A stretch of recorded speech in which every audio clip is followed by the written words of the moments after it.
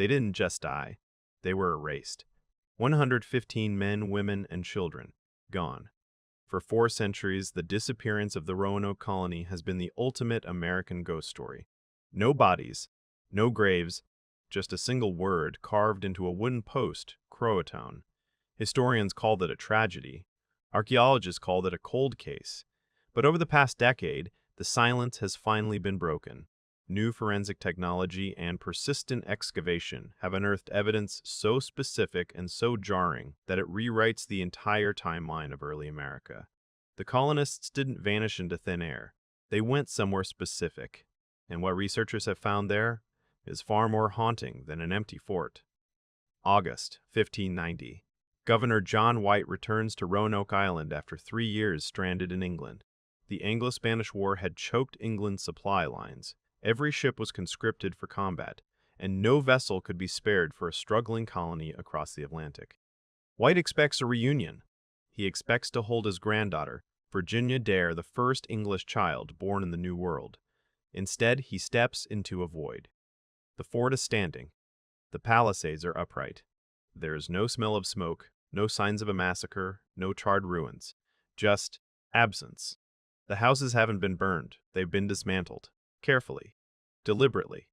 This wasn't a retreat. It was a clean exit. The only clue is that famous carving on the palisade post. Croatoan. No distress signal. No cross, which was the agreed-upon sign of danger. Just a direction.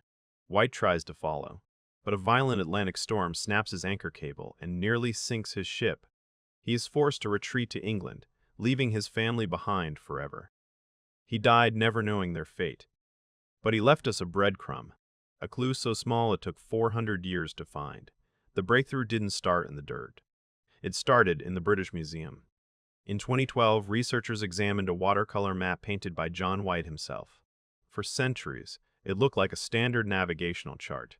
But when placed over a lightbox, a hidden layer emerged. Beneath a paper patch, glued over the original map, was a symbol drawn in invisible ink, a star-shaped fort. But this fort wasn't on the coast. It was 50 miles inland, near the Chowan River. This changed everything. It suggested the Croatoan carving wasn't the only destination. It suggested a plan. This sparked the split colony hypothesis.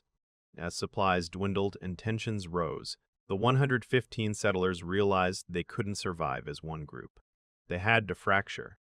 One group to the coast, to wait for ships and forge alliances with the Croatoan. The other, deep into the interior, to build something new.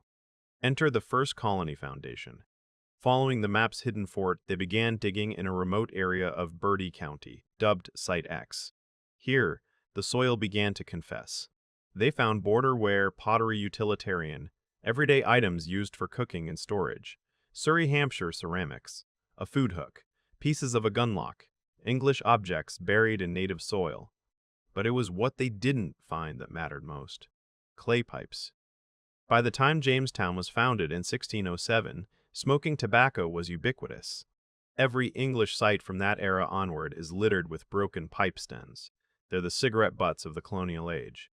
But at Site X, none. The pottery was strictly Elizabethan. The timeline was precise. This was a habitation site, actively used by English settlers before the tobacco craze of the 17th century. Someone lived here, someone survived here, but they weren't alone, and survival came at a cost. While Site X whispered of inland survival, the coast was shouting. On Hatteras Island, the historic home of the Croatoan people, archaeologists unearthed the slate-writing tablet, gun parts, and a rapier hilt, bearing an English maker's mark.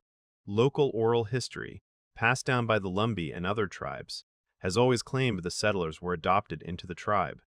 For generations, academia dismissed this as folklore. The artifacts proved the legends were history. The colony had split. The coastal group assimilated, their bloodlines merging with the Croatoan, their English identity slowly dissolving into something new. But the inland group faced a different struggle, isolated, far from the sea, far from rescue. The theories were strong, but science demands more than pottery.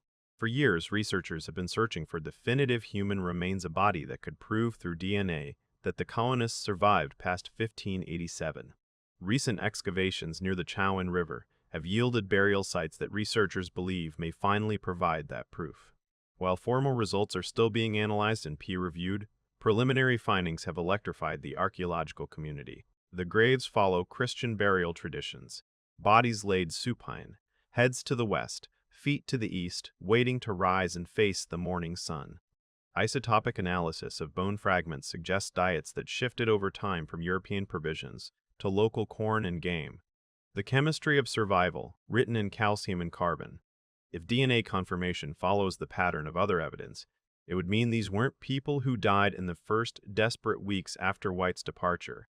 These were people who adapted, who waited, who lived for years after the world forgot them. This is why the emerging picture is harder to accept than any massacre. For centuries, we comforted ourselves with the idea of a quick tragedy, a storm, an attack, a sudden end. Clean, explainable, closed. But the evidence points to something far more difficult to reconcile. They waited. They built homes inland. They integrated on the coast. They watched the horizon for sails that never came. Year after year. They raised children who would never see England. They buried their dead in foreign soil with familiar rites. They didn't vanish into the ether. They vanished into the landscape. They became neighbors to tribes who would later be pushed aside by the very countrymen who had abandoned them. The lost colony wasn't lost. They were left behind. And to survive, they had to stop being English. They had to let go of the world that had let go of them. That's not a ghost story. That's something worse. It's a story about being forgotten while still alive. The mystery of Roanoke isn't about how they died. It's about how they lived when the world forgot them. The descendants of the Croatoan and the Lumbee, the Hatteras, have been telling this story for 400 years. They've spoken of English ancestors, of blended bloodlines, of survival through unity. For generations, they were dismissed. Now the artifacts agree. The chemistry agrees. And perhaps soon, the DNA will agree. The ghosts of Roanoke have been speaking to us for 4 centuries. We're finally learning how to listen.